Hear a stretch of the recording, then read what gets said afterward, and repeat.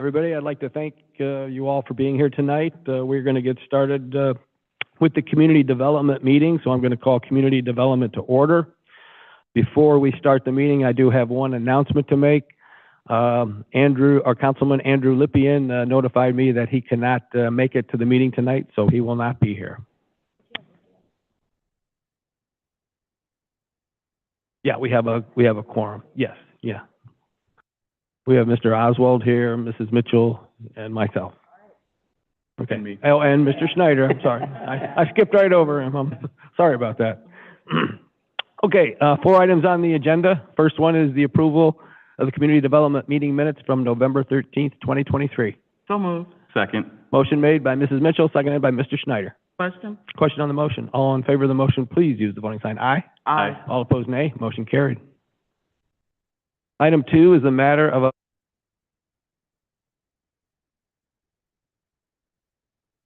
on December 5th, 2023. I believe we have a representative from RBR Development. So just please state your name and address of the company for the record.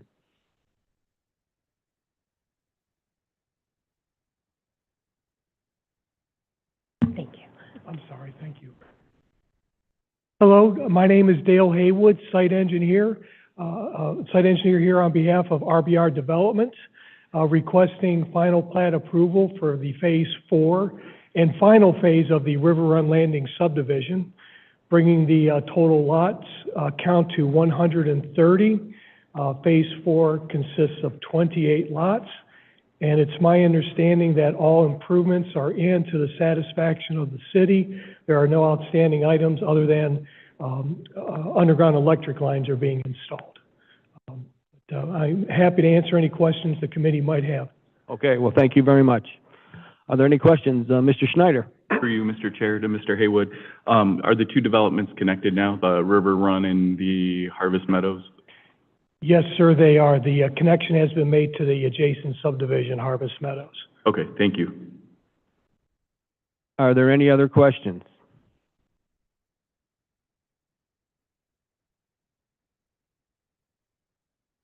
Nobody else wants to have any comments or questions? I'll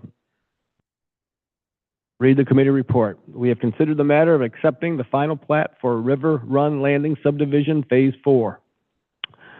An ordinance authorizing the approval of the said final plat, and this plat was approved by Planning Commission on December 5th, 2023 with no conditions. Could I get a motion? So moved. Second. Motion made by Mrs. Mitchell and seconded by Mr. Question. I'm sorry, motion made by Mr. Schneider, seconded by Mrs. Mitchell. Question. Question on the motion. All in favor of the motion, please use the voting sign aye. Aye. All opposed, nay. Motion carried. Thank you. Thank you.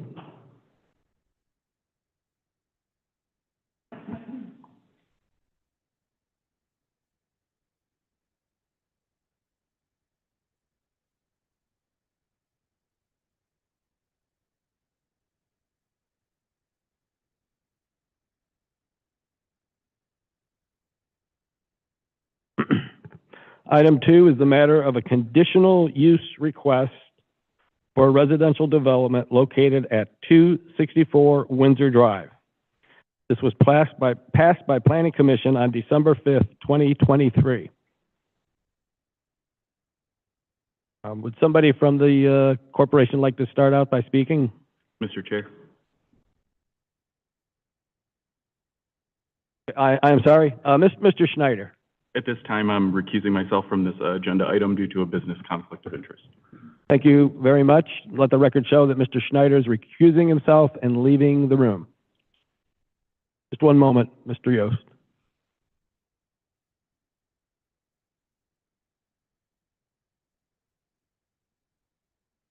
Okay, thank you. Thank you, Tom. Bob Yost, Thailand Development, 260 South Logan.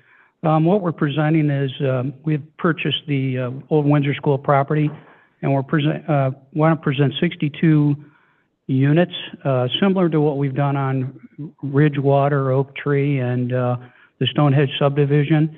They consist of about 1,400 square feet. They are 4 units that are combined together, 1 2-unit that's combined together.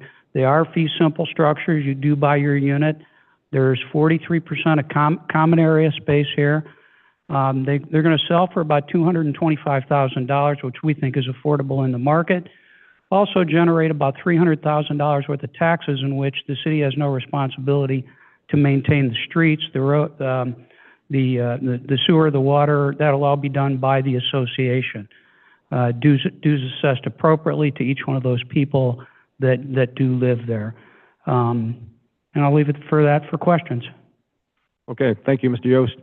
Are there any questions from anyone on the committee or the panel? Mr. Oswald. I was just wondering if we could get Mr. Farkas to come up and explain exactly what we are voting on tonight. Thank you. Thank you, Mr. Chair. Through you to Mr. Oswald. What the board is hearing today is the request for conditional use. That is basically to permit the idea of having a proposed subdivision in this area. Due to the current zoning, the only way this proposed subdivision can be, based on what he wants to build, is the conditional use process. Planning Commission did hear some questions brought up, but as mentioned in that meeting, I indicated most of these questions could be addressed at the subdivision submittal, and that goes back to Planning Commission, and we can fine-tune the request, as typically Planning Commission hears a lot of concerns regarding location, noise, potentiality. A lot of people don't like, anything coming into a vacant lot. They like seeing it vacant.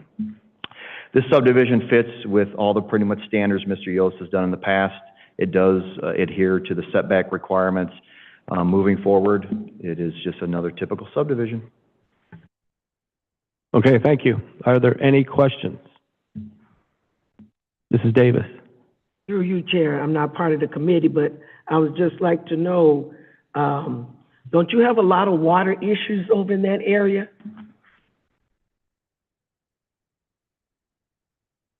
Currently, our site evaluation has identified about half a dozen or so catch basins that the school had currently in on the, what I'm going to call the north property line, that discharge to a significant swale behind homes on Alexander.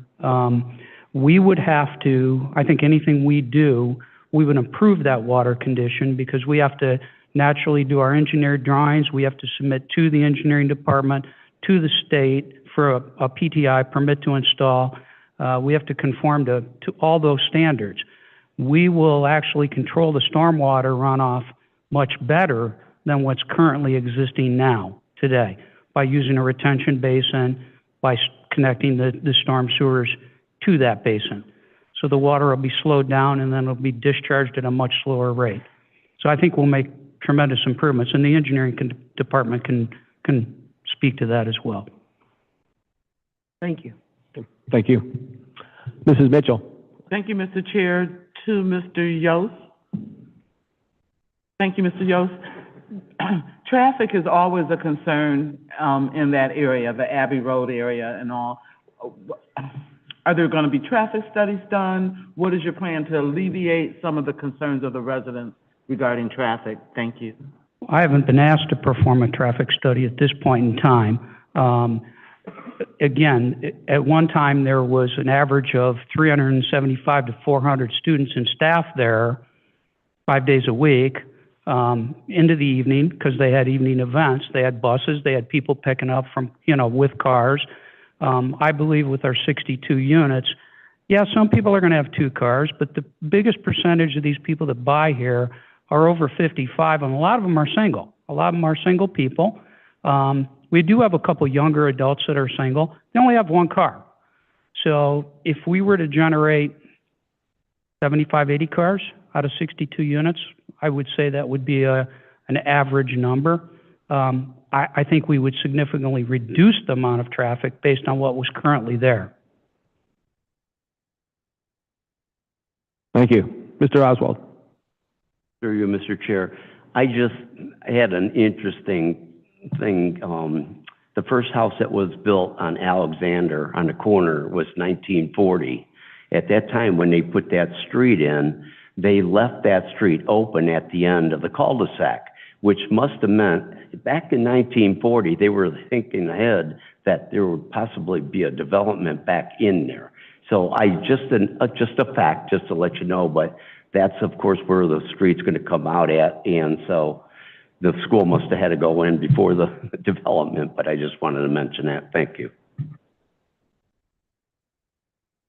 I think if I could too, we've already devised a plan so that during construction, as we're working there are 4 different entrances into that area off of either Gulf Road, Abbey Road, or off Alexander. We've already come to the conclusion that we're going to make sure that we stage our equipment so that our cement trucks, our lumber deliveries, so that no one street is going to be used all the time. And we'll do our best to control that.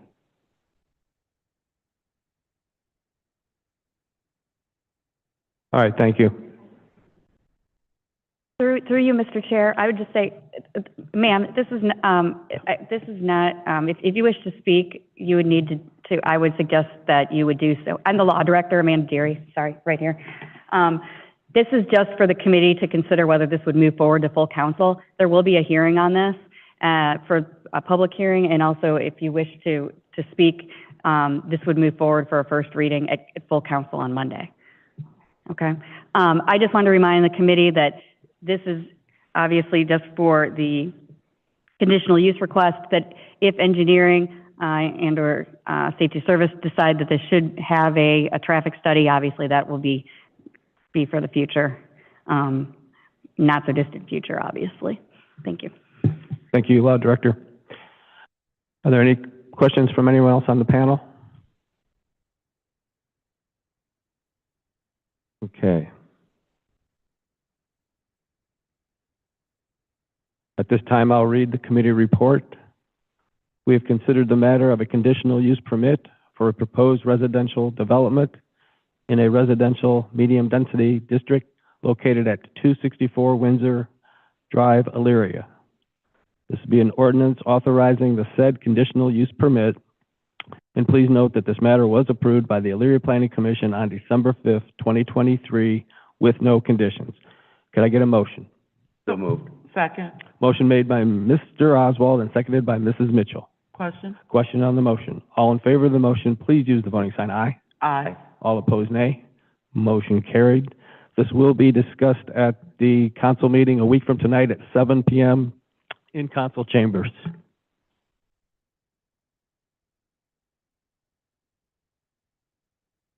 Okay, I'm sorry, Mr. Oswald?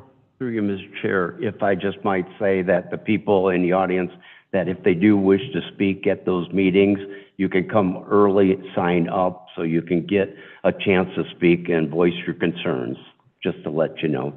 Thank you. Thank you, Mr. Oswald. And could you or Mr. Sarah please let Mr. Schneider back into the building? Thank you.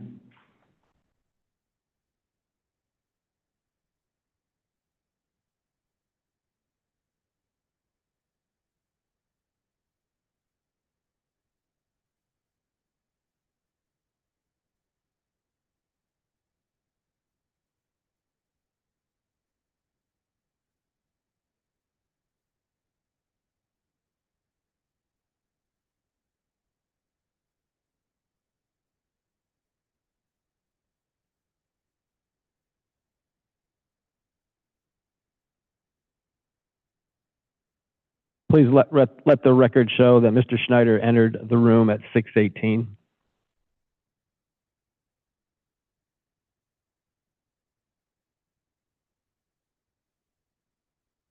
Okay, one more item for community development, and that's the matter of a new liquor license permit for Pasquale's Pizza House at 301 Broad Street in Elyria. That was stuck there. Okay, sorry. Okay. It has been reported by the Elyria Police Department that there are no issues. Oh, Mrs. Mitchell. Mr. President, Mr. Chair, excuse me, I'll make a motion that the city does not request a hearing. Second. Okay, motion made by Mrs. Mitchell that the city does not request a hearing, and that was seconded by Mr. Schneider. Question? Question on the motion. All in favor of the motion, please use the voting sign aye. Aye. All opposed, nay. Motion carried.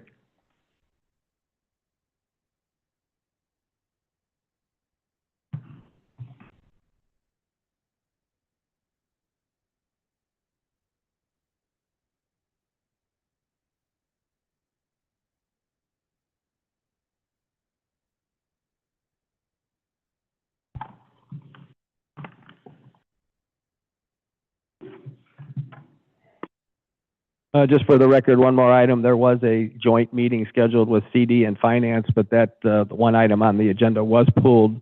So at this particular time, I would accept a motion to adjourn community development. So moved.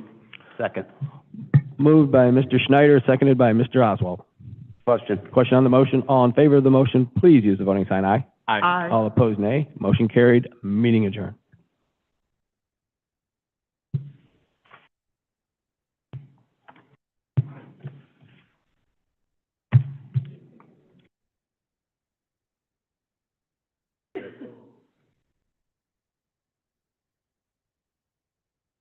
I didn't.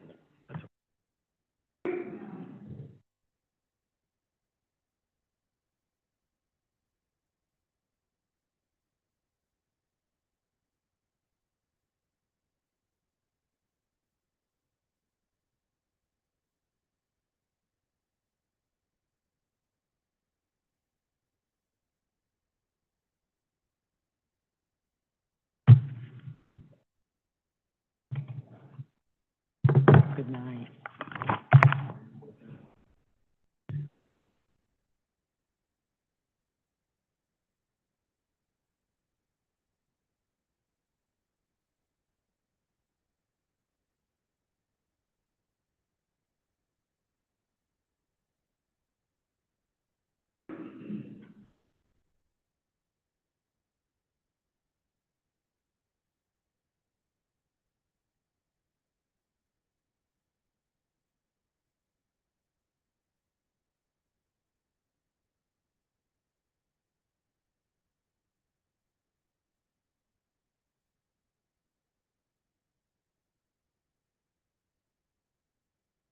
Yeah.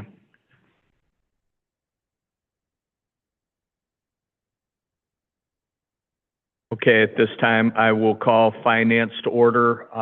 Little information, Mr. Stewart is not well. He's pretty sick and will not be here tonight. Please be patient with me. Again, I get thrown in from time to time, so I appreciate your patience. First item on the agenda is the approval of the finance meeting minutes from November 13th, 2023. So moved. Second. Motion's been moved and properly seconded. All in favor, use the voting sign aye. Aye. Opposed?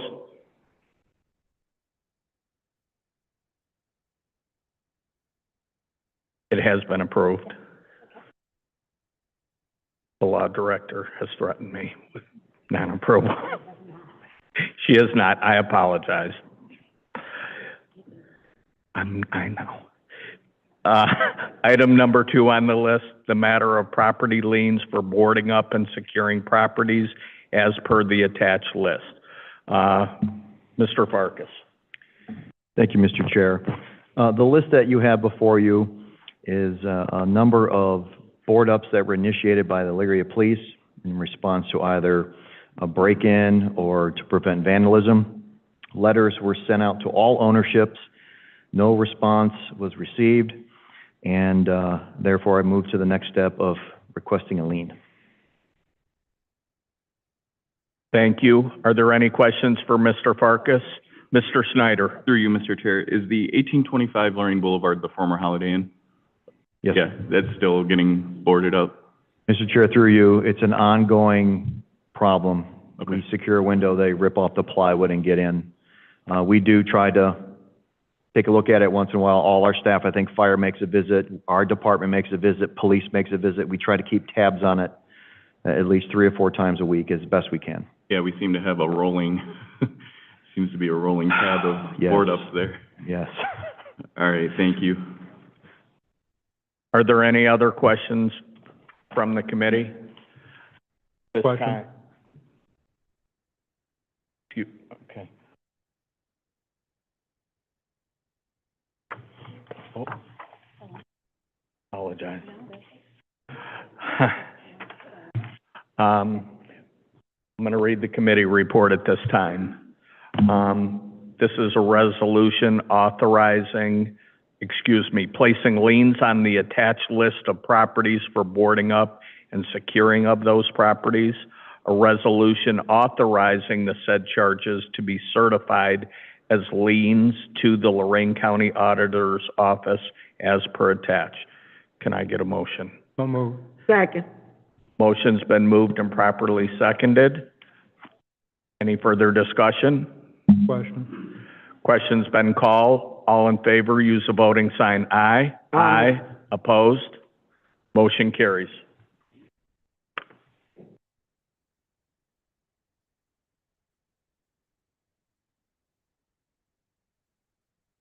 Item number 3 on the agenda is the matter of the 2024 municipal court elected official salary.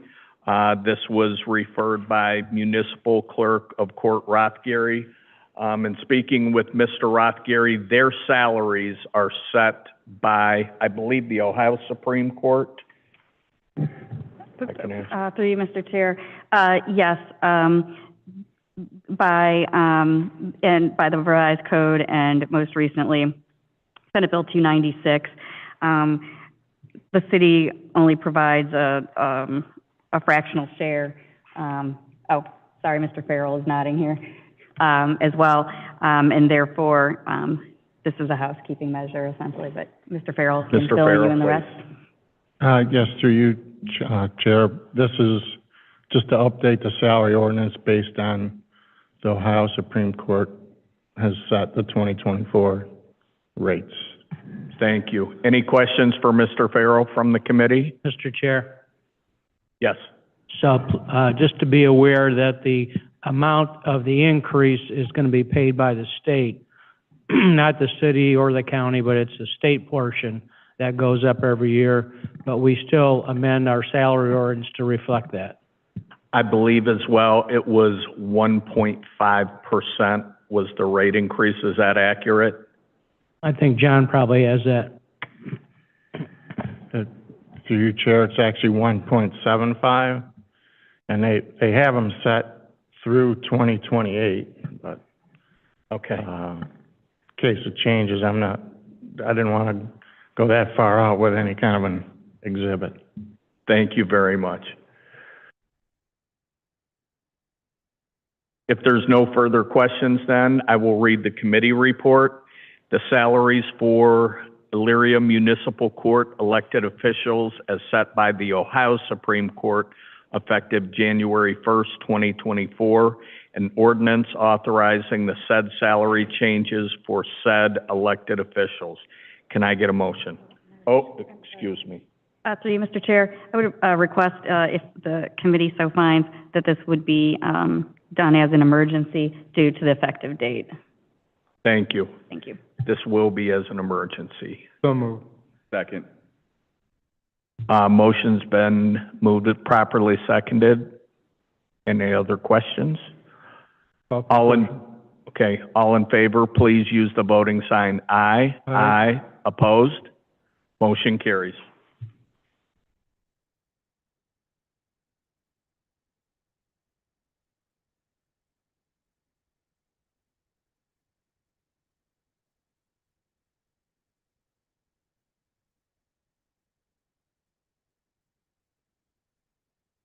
Next item on the agenda is the matter of the purchase of 90 Harris radios for the police department. This was previously tabled from the November 27th meeting. Chief Palco. Yes, thank you, through you, Mr. Chair. As you're aware, with the fire department, everybody's going to these Harris radio systems. Cleveland Communications is offering a promotion, giving a significant discount if we go with this system. You should have a spreadsheet in front of you where there's a cost for portables, a mobile cost. You guys have that?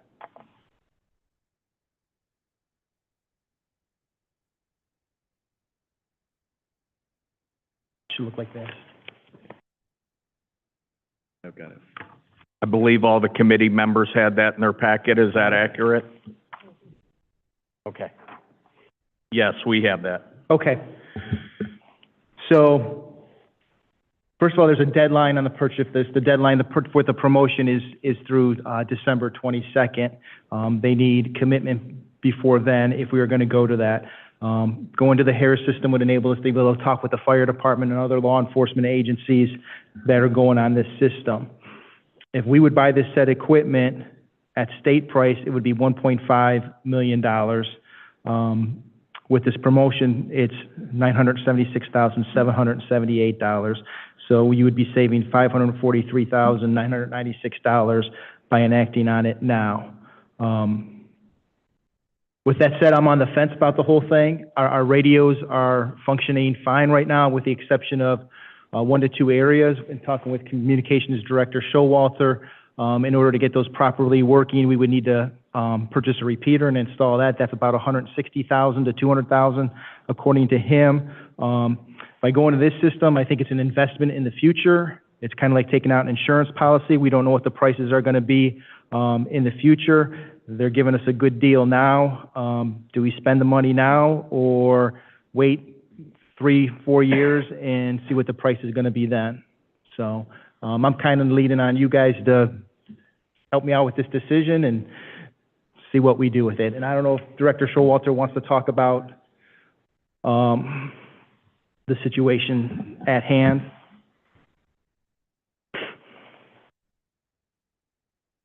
There's fees attached to this radio system. So it's locked in it for 5 years at that $223,200. But let's say you double that. We can't, 10 years from now, replace our current radio system for that amount of money. So it's a big investment in the future moving forward by making this move. And it's just saving us a ton of money at that promotional rate.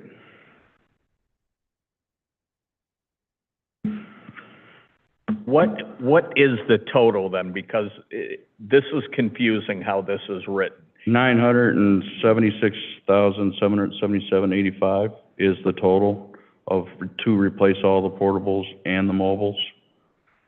State bid pricing is 1.5, like he just said.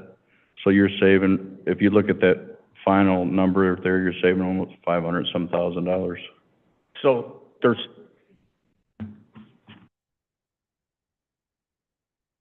the not to exceed would say 980,000 then?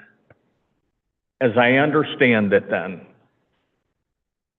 not with deep discussions by any means, but as I understand it, the benefit of buying today would simply be savings, not emergency need.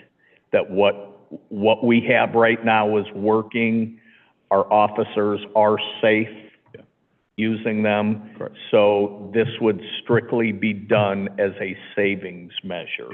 Yep. The only coverage problems that they have right now is in the basement of the hospital, which we would have to add a repeater for an investment to be able to pick up coverage. But other than that, it's about 95% coverage right now as far as portable coverage is concerned. And that repeater is roughly 160,000? Somewhere around there, between 160, 180. And that's in the basement of the hospital only, is that accurate? In the hospital, not Throughout the hospital? Throughout the entire hospital. Okay. All right. And we'll be able to talk to other agencies. Lorraine's going to the Harris system, Sheffield Village is on the Harris system, Fire's on the Harris system, so that's one of the advantages too. Also, the engineering department in 2025 is going to be painting the tower at Furnace Street. So we will have to remove all the antennas, any wiring and equipment when we do that, which will affect their communications. So if they're able to go to this system, be able to use this system, at that point in time, they would just switch over to that, and then it wouldn't be affected at all. Mr. Sarah. Through you, Mr. Chair, if we do go forward with this, is this something that could be paid for out of ARPA funds? I don't know the answer to that question. Mr. Pileski. Through you, Mr. Chair, I would say that it would qualify for the revenue replacement category, police department. If you recall, last Monday, you passed legislation that bumped up payroll by $1 million per year for the police department. So that payroll is going to come from the general fund the police levy fund, and the 2016 half% income tax fund. If we purchase these radios and pay for them out of those funds, it's going to put an added burden onto those funds. So if you so choose to move forward with this purchase, I would say we need to take a look at using American Rescue Plan Act monies. Thank you. Which is ARPA, yes. Correct. Any other? Mr. Schneider. Through you, Mr. Chair, to Mr. Pileski, is that ARPA funding for the 976.77, and then the 223 over the 5 years would be from something separate? That's basically, it comes with an annual, it's $10 a radio as far as we pay annually. So it's a 5-year contract. Okay. For using their system, because we're not having to maintain repeaters and things like that on their system, because they're responsible for all that. So I gave a total of what it would be monthly as far as after the 5 years and what we would pay in actual monthly cost. Okay, thank you. Through you, Mr. Chair, yes, the maintenance fees would be paid out of a different fund. So keep in mind that ARPA, we have to spend or be under contract, have to spend the money or be under contract by the end of 2024. So any payroll-related items, 2024 is going to be it as far as ARPA is concerned. But if we have open purchase orders for equipment, we have until the end of 2026 to pay for those contractual obligations. So I believe as of right now, there's roughly $3.3 million of unappropriated ARPA monies available, so.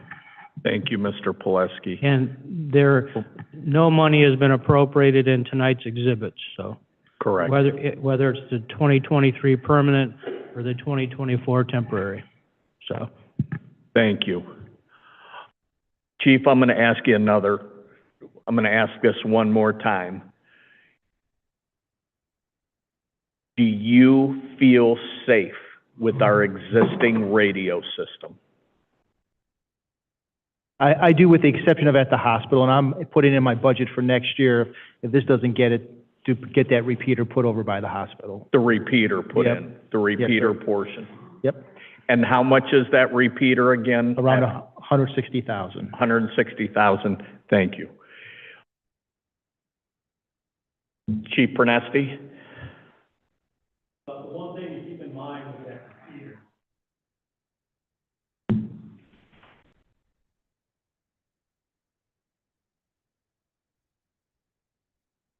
So the one thing to keep in mind with that repeater in the hospital is that we're going to need that repeater for the 700 also on our side.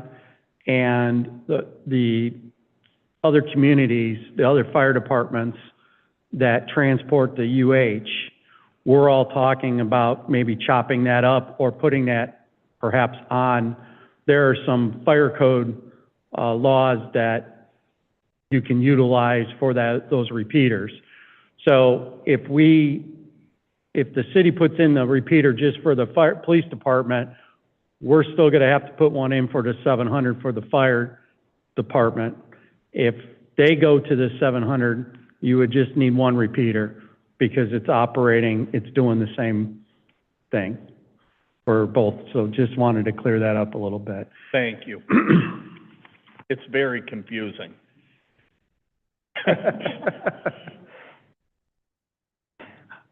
All right. Any other questions from the panel?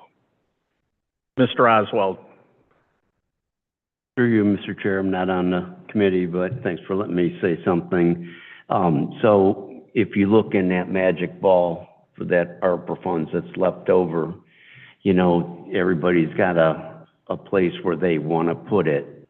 You know, if we put it there, is that tying us up for something else that, you know, you guys were thinking about doing on down the road? Thank you. Thank you. Any other questions or comments?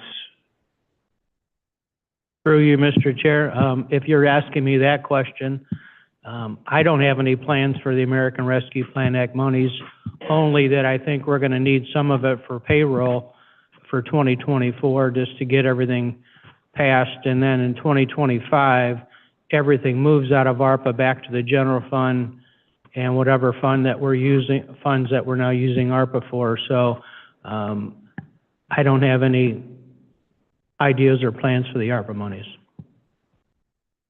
It would be my recommendation then that we table this, not vote on this evening, that we table this until we get a good feel into 2024. And I know we will lose our discount if this should go forward, but we're talking about well over $1 million in expenditure on this. I'd rather sit tight and do more research in 2024. Ms. Davis? Through you, Chair, to Chief Pelko, is after you purchase this, isn't there a yearly fee to upkeep this? Okay. Yes. I agree with you then. Let's table. Okay. Could we find out? Excuse me 1 second.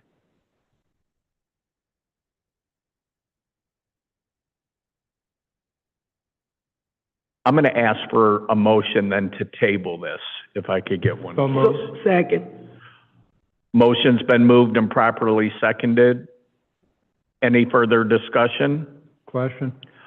All those in favor, please use the voting sign aye. Aye. Opposed? Motion carries.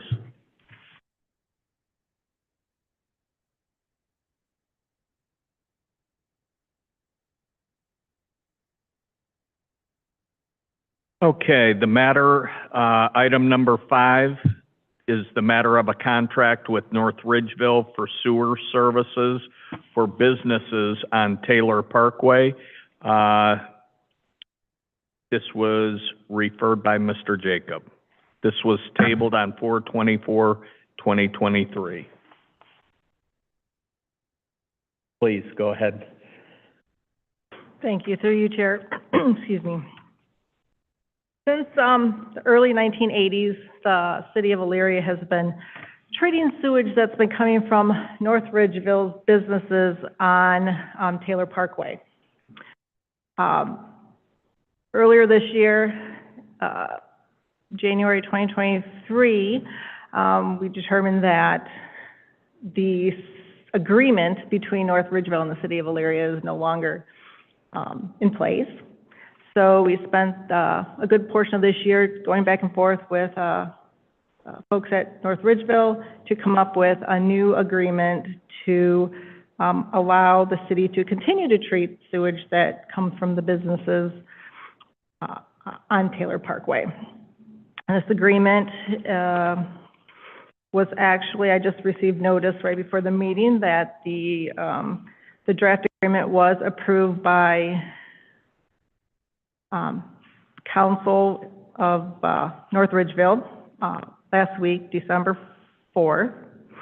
And in the agreement, we're going to continue doing what we're doing. We're going to treat their sewage, which is in a sanitary sewer that obviously directs and flows into Elyria.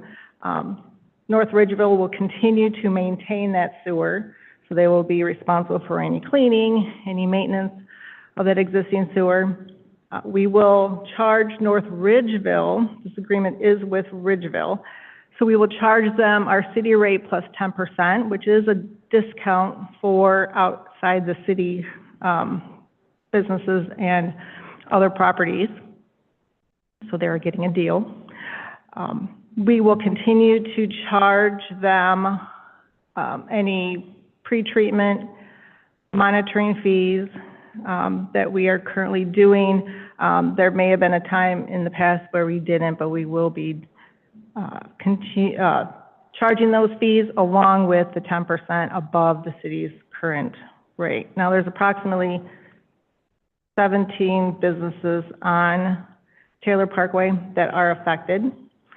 But again, they're billed directly from North Ridgeville. We will only be billing Ridgeville for the sewage that comes into the city. In the agreement, there is also a termination clause. So if whether it's the city of Elyria or city of North Ridgeville decides to terminate this agreement, it can be done with a 6-month advance notice. And this agreement is set to be retroactive as of January 1st of 2023. Thank you. I have a question, and please forgive my ignorance in this. Is there a way to measure the amount of volume of that sewer? That's question number one, that comes from Taylor? Yes. Okay. Possible. Okay. Question number two is, there is a new housing development behind Taylor whose storm lines are tied into a creek that runs to Taylor. And there's also a new, I believe it's a 150 bay truck business. It's a trucking company that is opening up on Taylor, which will generate a tremendous amount of sewage. And the potential exists right now, it's marked off as we speak, that goes where Taylor will go all the way through to Race Road, connecting two of the Beckett facilities. Will that sewer, if we're in this agreement, is that sewer big enough to do what we would need to do? I don't want us to be, if we're in this agreement with North Ridgeville and we find out that that sewer is too small, that we're obligated to repair their sewer. Does that make sense what I'm saying? It does. Through you, Chair. Let's see, which one should I start with first? The new business at the end of Taylor, the trucking facility, that facility is connected to the sewer now. So that is a business that we will be taking flow to. Just to backtrack, Taylor Parkway from our city limits to Bender is within the city of Illyria's facility planning area, which means as far as NOAC is concerned, that area, the businesses on Taylor Parkway, are part of the area that city of Elyria serves.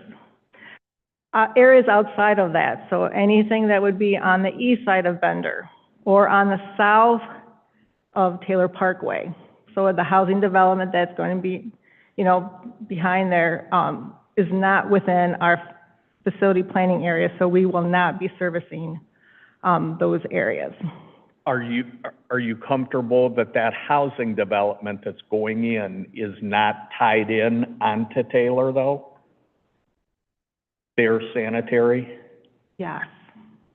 Okay. I mean, would it have been nice to have it? Oh, sure, maybe, but the process to get to that point would have been long and drawn out. Get that change made through NOACA and North Ridgeville, approval through, at the county level. So it's a long drawn out process, and I don't know if North Ridgeville would have wanted to relinquish those, so. Okay.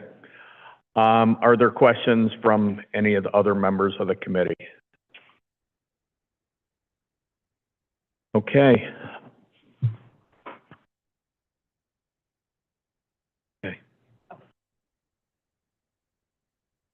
I'm going to go ahead then, and if we have no more questions, I'm going to read the committee report. We have considered the matter of a contract with North Ridgeville for Elyria to continue receiving sewage from approximately 20 businesses on Taylor Parkway. An ordinance authorizing the mayor to enter into the said contract with the city of North Ridgeville. Emergency clauses requested. Previous contract has expired. Could I get a motion to approve? So moved. Second. Motion's been moved and properly seconded. Any further discussion? Question.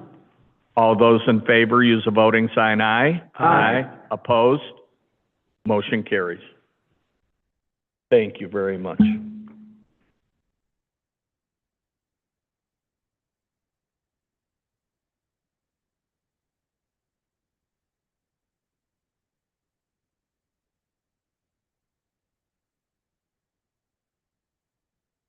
The next item on the agenda, number 6, is the matter of authorizing the mayor to submit applications for water and wastewater grants and accept if offered. Engineer McKillips. Thank you, through you, Chair. The Ohio Department of Development is offering what they're calling their water grants. And actually, they're trying to use up their ARPA funds that they have available. So they do have over $100 million that they are making available to water and wastewater and stormwater projects in the state of Ohio. And it is basically a first come, first serve type grant. So they opened up the applications on November 28th. So we are planning to submit our grant applications this week. For wastewater, in my referral, I originally had up to $2 million. I want to change that to $5 million. If we can potentially get $5 million of free money, then I would like to request that much. I also want the option of offering a 10% match if that could gain us additional scoring points with the committee, and I will check with them prior to final submittal to see if that will actually help us move up on the list of current applications that they have on board. For water projects, we're requesting up to $1 million for a specific water line project. It's our Wesley water line project. The project's already been planned, and we're ready to actually go out to bid right now for it. Again, if we can get some free money, then we want to try. In both cases, if we do match, because both of these projects, the water project, we are already planning on doing it, and it will be reflective in our 2024 budget. The wastewater project, we were planning on doing approximately $1.5 to $2 million of sewer lining in 2024. Some of that has to do with our consent decree. So match funds will be available in our 2024 budgets, both for water and wastewater. And again, like I said, we do plan on submitting these applications this week. So we request that these be passed as an emergency. As an emergency? Yes. Okay. How many applications do you anticipate? No, we want to start with 2. We have 2. The way this one's worked, because they want to, use up their funds as soon as possible. And again, as Director Pileski stated, that the money needs to be allocated or allotted to a project by the end of this year. That also goes to the State Department, so DOD needs to have their projects lined up as well. And those projects that are ready to go, like our Wesley Waterline project, we're ready to actually bid it out right now. That's a prime candidate for funding. And our sewer lining project, same thing. We can have that ready to go within 2 weeks. Okay. Are there any other questions from the committee? There are no further questions. I will read the committee report. We have considered the matter of a water and wastewater, should this read grants, plural? I'm going to change this to grants. We have considered the matter of water and wastewater grants, plural, from the Department of Development.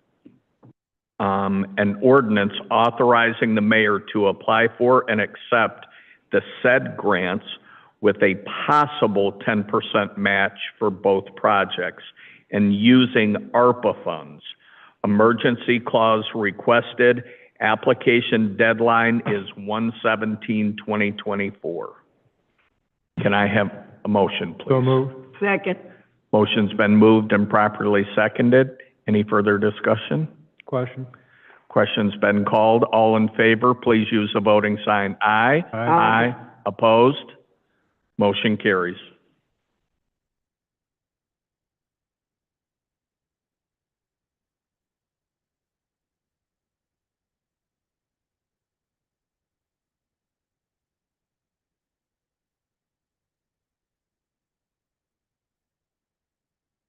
Okay, the next two items on the agenda, number 7 and 8, just so we're all on the same page, are for discussion only until Finance Director Pileski and Director Farrell get all the budgets in.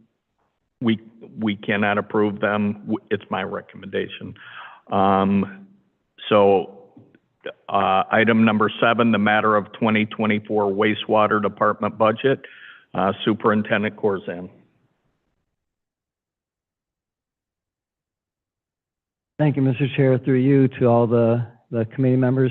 I'd just like to discuss some of the details in my 2024 budget. You have a packet that looks like this, I believe, at your tables.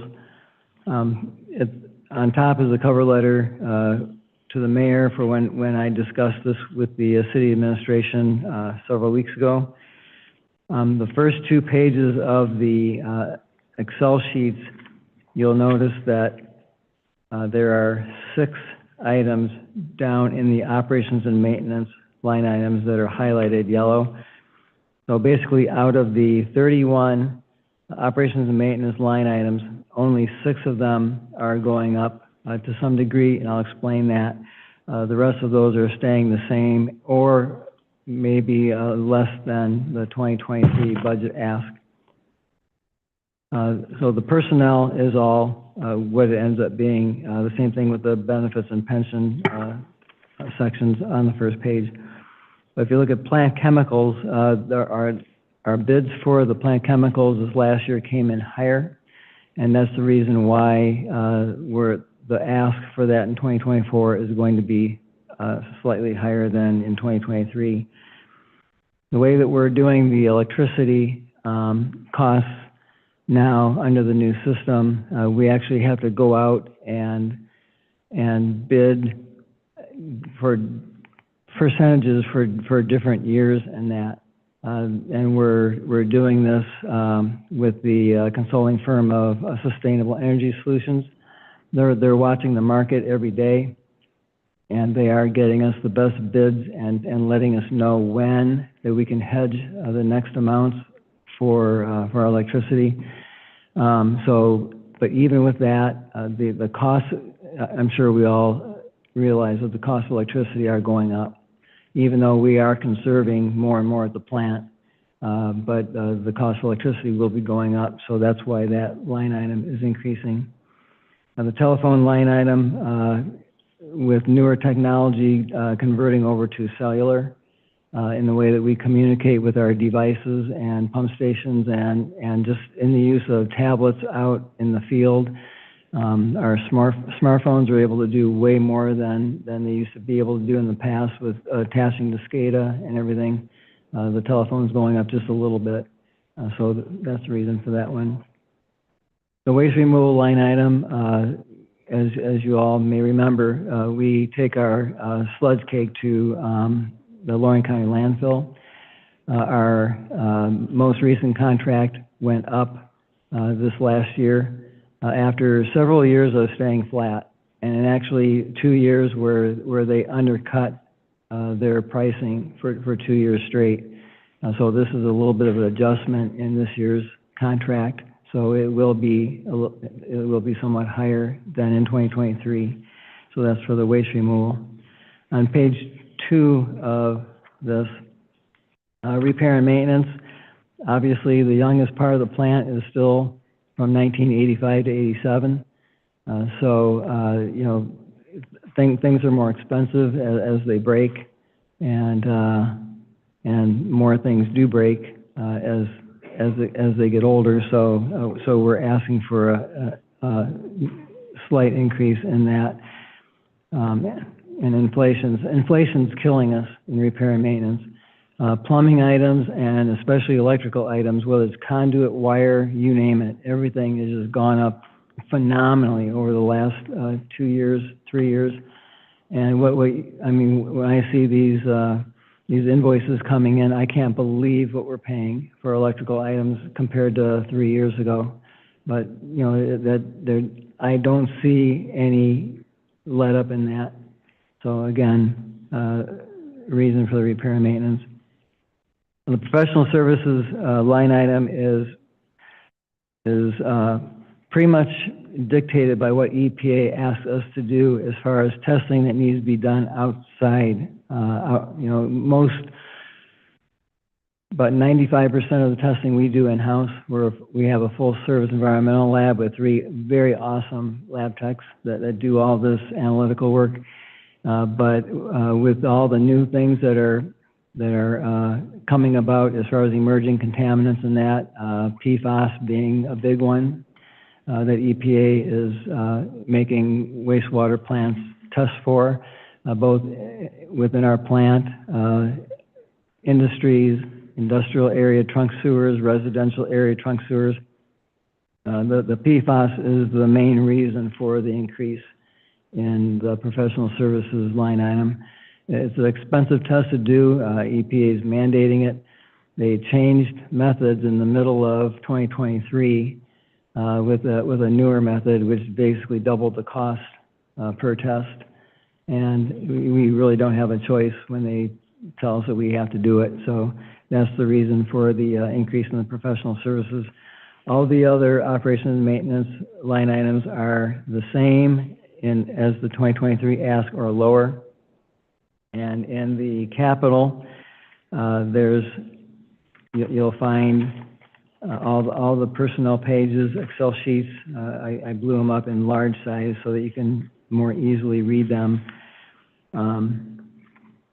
The benefits worksheet, explanations for the operations and maintenance line items, the explanations for all of our capital outlay needs, not wants, but needs.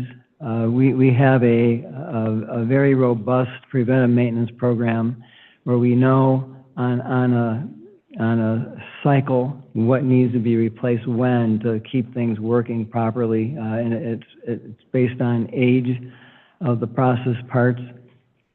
Also on how much it's costing us to keep those parts up and going, and a whole dozen of other factors. But there's a page for total capital outlay needs for 2024, and there are 3 highlighted areas called encumbrances.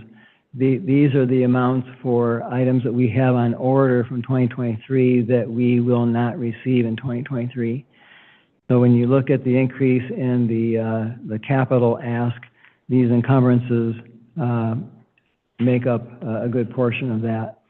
And also there were some things that we would have ordered and budgeted for 2025. A few things that we are going to be budgeting for and ordering in 2024, just because we know we won't get them in time. And again, this is all based on the preventive maintenance plan and schedule that we have for these items. We always try to stay ahead of the game and get things replaced before they critically fail, and then you can't get them. So that's why the capital ask is a little bit higher this year compared to 2023. And then the second to the last page is a list of all of the encumbered capital purchase orders going into 2024 to explain those yellow highlights there. And then the last page is our 5-year projection for capital requests. And we know our 2024 projection is dead on. The 2025 through 2028. 2025 we'll know a lot more about as we get closer to the end of 2024. 2026 through 2028 is what we project, but we all know that that's going to change. Kind of like the weather in Ohio. So, I'll answer any questions that you might have on this. For the committee, any questions for Mr. Corzan? Mr. Pileski? Thank you, Mr. Chair. Not a question, but just a comment. I want to thank Mr. Corzine for presenting his budget and getting it ready. Let me explain one thing about the wastewater pollution control fund. So because of all the EPA mandated sewer projects, and you can take a ride across the city and see what's happening, it has mushroomed into like about a $60 million budget. Mr. Corzine's portion of that is about $12.5 million of this year's budget, of a $64 million. So that is why I need to see the entire ask for the wastewater pollution control fund, which includes all the sewer projects that comes from engineering. That determines how much we may have to borrow, issue long-term bonds, enter into Ohio Water Development Authority loans, but that is why we're passing a temporary for the wastewater along with all the other departments. But we did approve some of Terry's capital for the temporary, so he can get started on ordering some of his capital items. So, but that is, the wastewater is just too big to piecemeal it. We have to look at the entire. The whole picture. The whole picture, yeah. Right. And through you, Mr. Chair, on the third page of the cover letter, to make it easier for the finance director, what I did was I broke out the line items that we would like to see pass in the temporary. There are just several operation and maintenance accounts and then the capital accounts. If we can get those into the temporary, and then, you know, they can 33% the rest of it, then at least that way we can hit the road running in January and get things going. And I've been having discussions with Mr. Pileski and Mr. Farrell on this, so. Thank you. Mr. Farrell?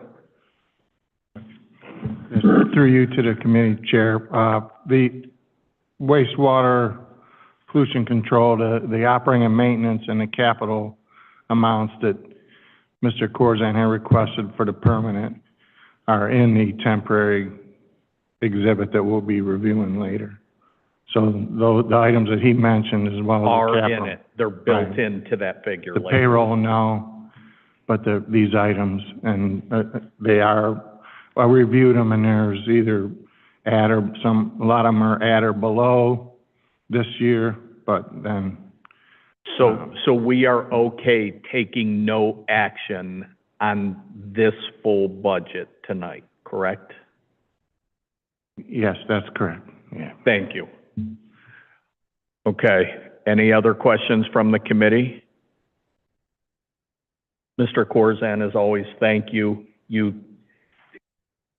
This came through last year. It was awesome as well. You give us more detail than we could ever hope for. So it's truly appreciated what you do.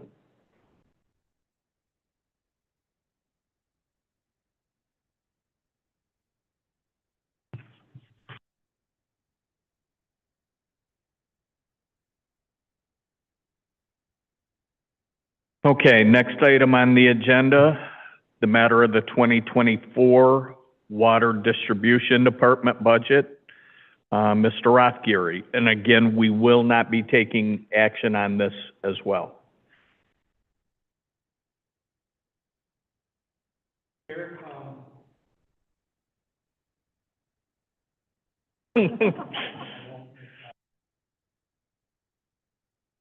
My budget traditionally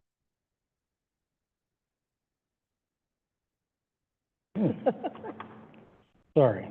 My budget traditionally is based on a lot of worst-case scenario as far as budgeting for, overtime, extenuating amounts of equipment cost, meaning consumable equipment. And when we have some lean years like we've had since the polar vortex, we then kind of can hoard the nuts per se and, build up some stock, which has really helped us through since COVID with the supply chain and the extreme amount of inflation that's gone on. So that kept us a pretty good place. I do account for kind of a cost of living when it comes to, supplies and equipment.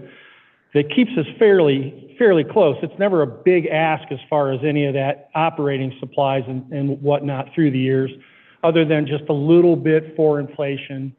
And then when it comes to the capital items, we've got a really good fleet. We've been building and working through this fleet for a long time because we've always had the 3 o'clock in the morning, everything must run, you know, and we can't have wiring issues, you know, all these kind of things that we've done very good at doing by, you know, keeping our equipment just the right amount of time, and then in having contingencies with spares.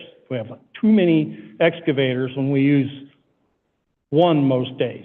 And then we even have a backhoe to go with it. So, I mean, we can run into a lot of trouble, or like when we had a lot of things going on last week where we can break off and we have enough equipment to do that stuff. Even though that equipment doesn't move every day, I would need probably twice the people to keep it moving every day. But also with that some of the big ticket items, like what we refer to as the line truck or the compressor truck, which is that big F-750 that you might see running around, that's pretty much the life of our crew. That one was completed in 2015, and it took about 2 years to build. The one before that was 2010. The 2010 really needs to be sitting in a barn available when something else, you know, needs to go to the dealer, or, you know, has some, knock wood, you know, traffic accident or something like that. So we are in the starting phase in our capital for that new truck, and they're a long time to get.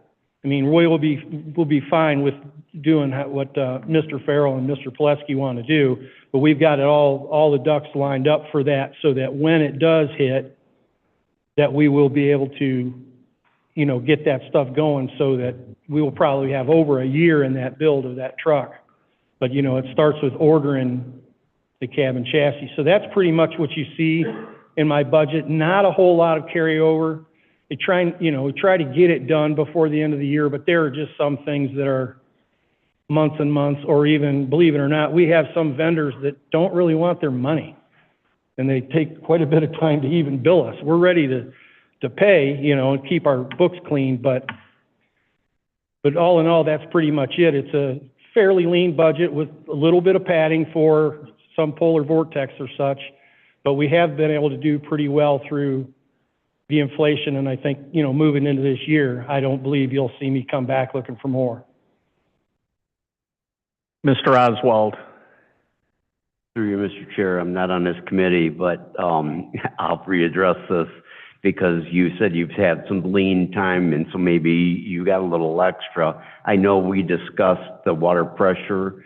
That is the problem over off the Hilliard and Abbey Road. Is that something that maybe you're going to try to start addressing when you have some, let's say, downtime, when you could start, you know, getting some of those projects started? Well, everything, you're welcome. Most everything with that is pretty much laid out in capital through the engineering department, in, you know, conversations we've had about, you know, what lines need to be upsized to move into an area to bring those things up. And of course, that Spring Valley area is a really, really tough area. There's lots of water around it, but it's just not quite to it. And so there's been some conversations with Kathy and her staff on, you know, poking into there, you know, connecting the dots and making things work out. And there'll be some pain in it because you can't replace it all in one day, but, you know, some of those that are pretty fragile will continue to be fragile. But if we can kind of get it in a, you know, a good nibble to where, you know, say Metcalf, which is probably, don't even want to talk about Metcalf, something might happen tonight, but we have a pretty good plan to get through that, just so long as the funds and engineering and myself, we can figure out just how we want to do it. So in that stuff happens whether we're heavy or light, because, you know, I mean, it's been a while since I've been out actually digging in the ditches, so I'm more so in meetings. So, but we are definitely, that area is for sure on our radar, along with a few others around town that are pretty fragile. Mr. Oswald? Thank you, through you, Mr. Chair. So I'm hoping, you know, Ms. McKillop said that maybe by the middle of this coming year, we'll start addressing that Spring Valley area, and maybe at that point, it'll be a project, hopefully we can get started, and maybe at that point, we can get and address some of those other issues while we're doing that also. Hopefully, it's using the grants that Ms. McKillips is applying for right now. We love free money. So Okay. anything that can come from free money, we'll, I mean, that really moves the ball down the court. And that, well, of course, that's what we're hoping for. But from what I understand, we have to actually start the project before we can start getting all that money. But I hope to at least get there. We've been talking about it for a long time, so thank you. And we're in pretty good shape, wouldn't you agree that, you know, we can move forward with some projects? And we haven't really swamped the world with projects as of late, so there's been an awful lot going on with the sewer world, so, and rightfully so, but we're working right along with it, so. And again, that area is pretty high on the list, along with some of our really old streets where with the lead lines, you know, that's been a big thing that's been going really well, and that's been state grant money through the federal EPA that's been, I mean, virtually, I think we're up over 500 homes now that have had all the lead removed from all the line. That's just that much less on our count, which the EPA is very concerned with everybody's count. And we've been very active with Mr. Jacob and myself and engineering to move through that to stay ahead of them. It's always been a great thing to stay ahead of the EPA whenever you can, that they see us moving forward above their minimum rate, which of course we like too. And so with that grant money has so far been pretty easy to get. So with that and some major infrastructure, not major infrastructure, normal infrastructure replacement, we should be moving along real well. Mr. Pileski, are his capital requests built into your report that we will approve later? Yeah, through you, Mr. Chair. Yes, we talked to Dave this week, and his capital request was 350,000, I believe, somewhere in that range. We put that in the temporary. Let me just say that again, the water fund is made up of public utilities, water pumping in Lorraine, water distribution, water miscellaneous. The entire budget for the water fund this year is $30.4 million. Dave's budget is like $4.5 million. So I really need to see all the projects that are anticipated as far as water mains and water towers and what have you, and then we can pass it to permanent as a whole.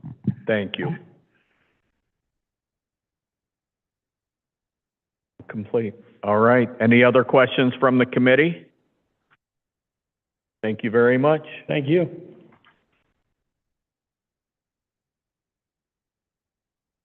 Item number 9 has been removed. Number 10 is the matter of amending the part-time seasonal wage ordinance per the state of Ohio. Assistant Director Farrell. Thank you, Chairman. Through you to the committee, this has become an annual exercise with the increase in the state of Ohio minimum wage. And the majority of these pay grades are seasonal employees for Parks and Rec Department. So on the exhibit that you have in front of you, anything in red was changed, and essentially based on the first step of the 9 in each grade. If that was to increase, then we kept the same increments as from prior years. Any questions from the committee on this? We've done this annually for quite a while now.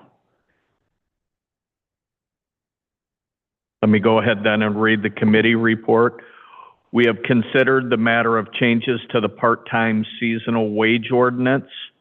Legislation be drawn authorizing the an ordinance authorizing the said salary changes. Do we need this as an emergency?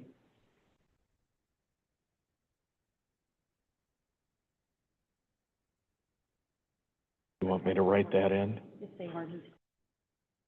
Emergency clause requested. Can I get a motion? So moved.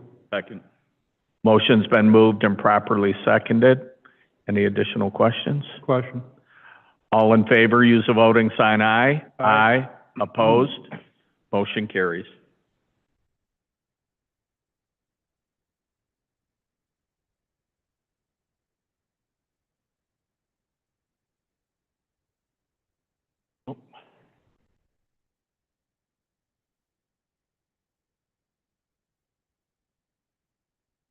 Item number 11, the matter of creating 2 new capital project funds. Finance Directors Pileski and Farrell on this, and there will be 2 committee reports for this. Through you, Mr. Chair, we can do 1 committee report and 1 ordinance if you want. We're creating 2 funds, and we can combine them. But one of them is the Chestnut Ridge Road Repair and Resurfacing project. That's from State Route 57 to Stillwater. And the other one is the repair and resurfacing of Foster Avenue from Lorraine Boulevard to West River Road. Both of these are Ohio Public Works Commission projects. So most of the money, this portion is actually paid directly from OPWC to the vendor, to the contractor. However, generally accepted accounting principles force us to report on our books as a revenue and expense. So these 2 particular funds will account for the OPW share of the project. And I'll put the journal entries in as they've already made a couple of payments actually. So that's to create those 2 capital project funds then. But you can put them on 1 ordinance if you want. Okay, and will you need this to be an emergency? Well, I don't believe, well, it has to be in this year's budget. It's going to be appropriated, but I don't know if new funds require an emergency or not. oh, Automatically take effect. okay. Yeah. Okay. Are there any questions from the committee? Okay, I will now read the committee report.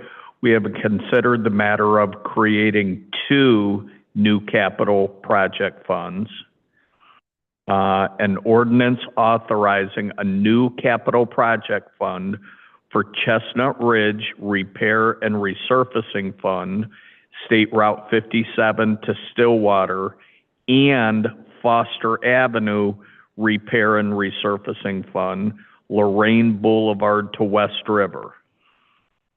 Can I get a motion to approve? So moved. Second. Motion's been moved and properly seconded. Any additional questions? Question. Question's been called. All in favor, use a voting sign aye. Aye. Opposed? Motion carries.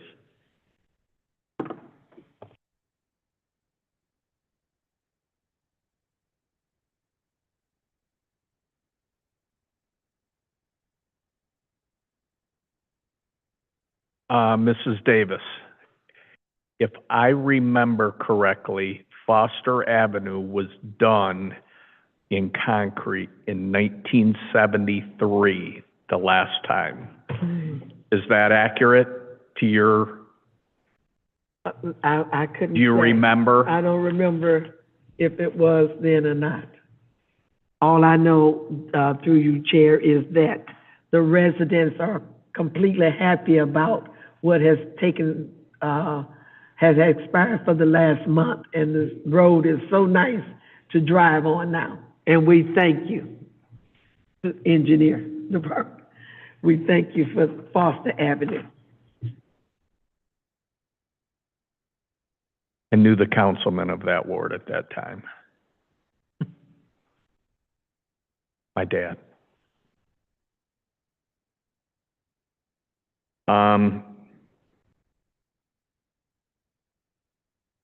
Item number 12,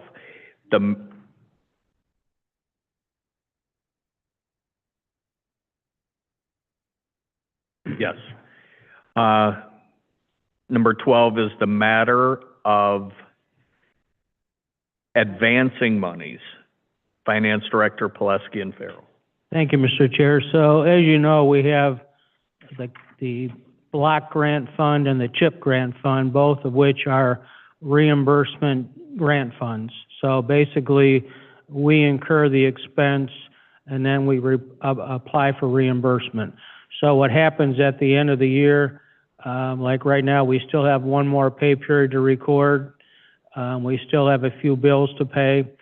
So if we were to end the year with a negative cash figure because the draw won't come in on time, the state auditors typically don't like that and they'll slap me on the wrist or something. But at any rate, there's estimating that it's an as-needed basis, a maximum of $160,000 advanced to the block grant fund to be repaid upon receipt of grant monies.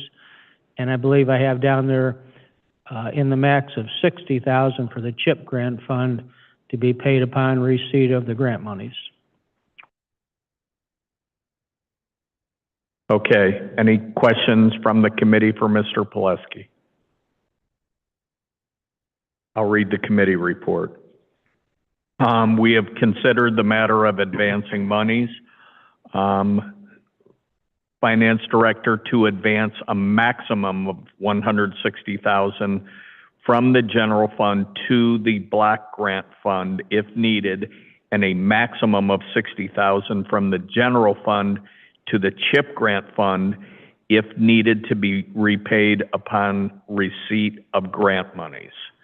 Can I get a motion to approve? So moved. Second. Motion's been moved and properly seconded. Any additional questions? Question. All those in favor use a voting sign aye. Aye. Opposed? Motion carries.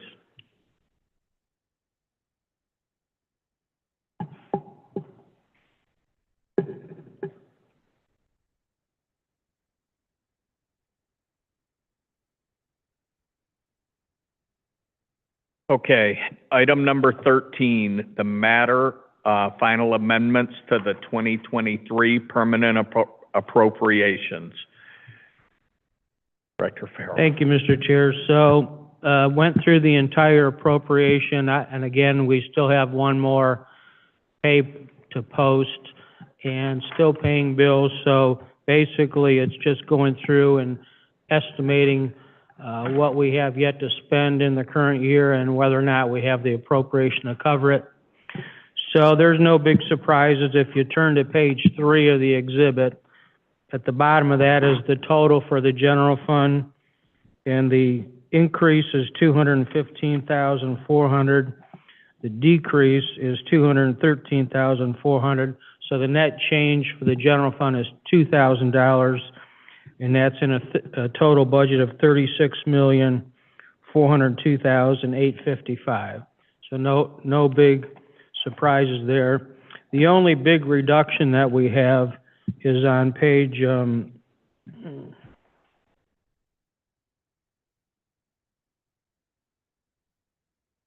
bear with me one second here. Page 12 of 13. So if you go down to almost the bottom in the red column, you see a reduction of $8,334,000 even.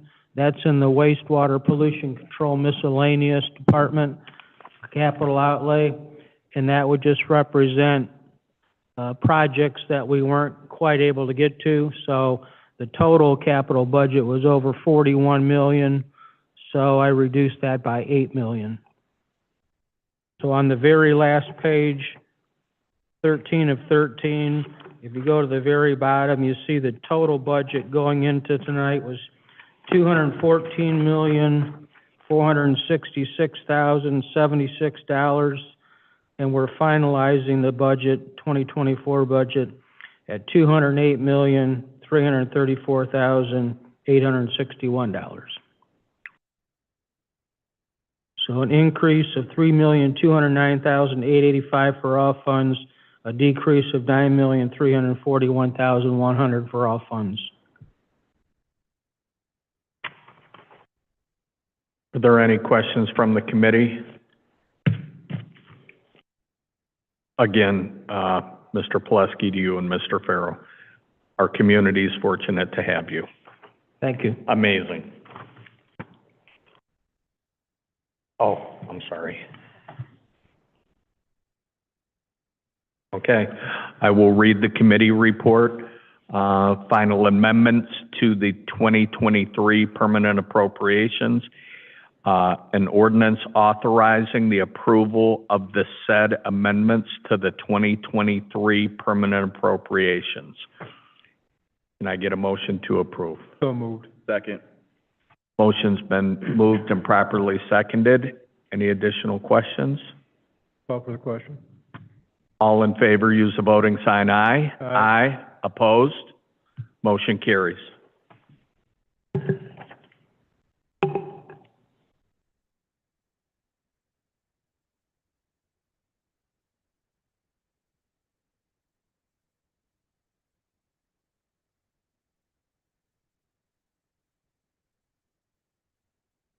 And last item on the agenda, item 14, the matter of the 2024 temporary appropriations. Director Pileski. Thank you, Mr. Chair. So, as you know, the permanent appropriation by law has to be passed by March 31st of 2024.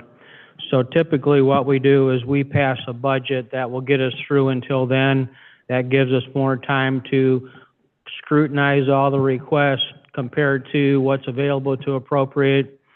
So what we did for the temporary, which we normally do, is we took 35% of the current year appropriation after tonight's amendments and appropriate that for wages and benefits, wages and salaries and benefits and pension. And then we took 33% of the operating and maintenance and appropriated that for that major account in all funds. And then capital, we took requests, we sent out messages, emails, told everybody if they needed anything in their capital line items to get with us. So we talked with Terry Corzon, Dave Rathgary, a few others, and also added in the open encumbrances as of today. So some will be paid off by the end of the year if we continue to pay bills, but we also added that amount to the temporary appropriation. So we'll be good to go starting on January 1, and we'll be diligently working on the permanent.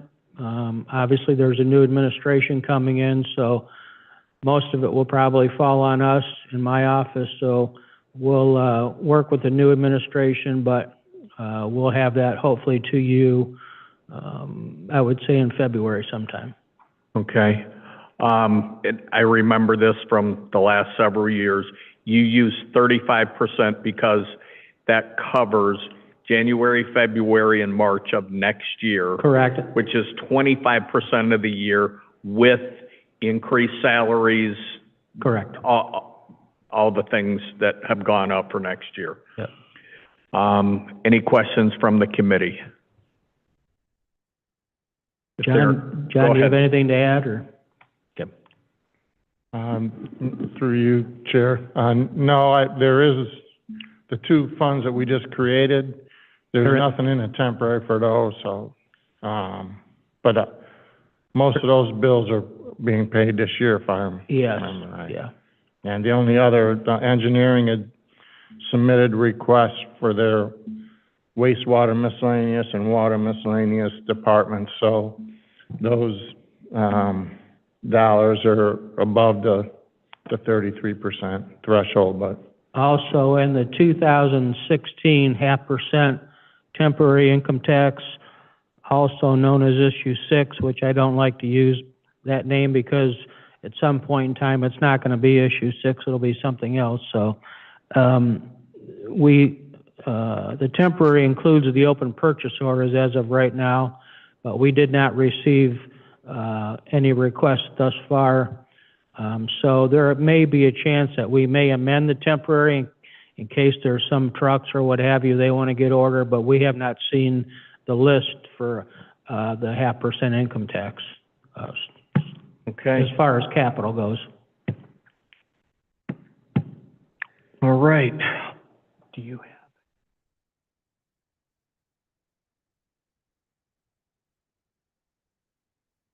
have? Mr. Farrow, did you have anything else to add? Any additional questions from the committee? If not, I'll read the committee report. We have considered the matter of the 2024 temporary appropriations. An ordinance authorizing the approval of the attached list of the 2024 temporary appropriations. Excuse me.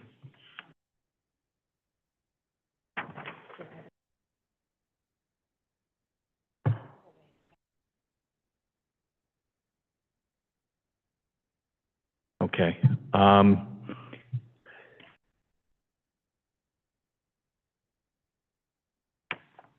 Where was I at? Okay. Can I get a motion to approve? So moved. Second. Motion's been moved and properly seconded. Any additional questions?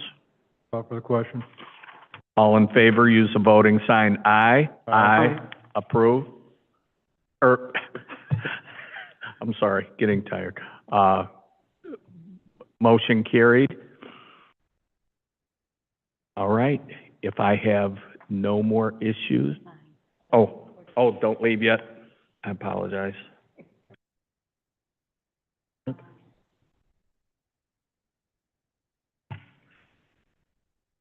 Yes, Ms. Davis. Through you, Chair. I have an issue here.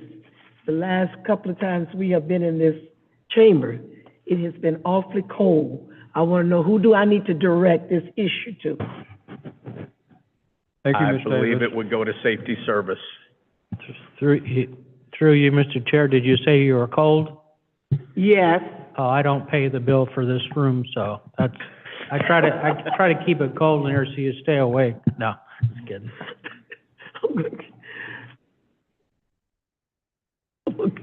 I think the answer is obvious, but we'll check into it. If you would look into it, Mr. Lundy, I'd appreciate it. Hold today. Thank you. Could I get a motion to adjourn? So moved. Second. Motion's been moved and properly seconded. All in favor, please Aye. use the voting sign aye. Aye. Opposed? Motion carries. Thank you, everyone.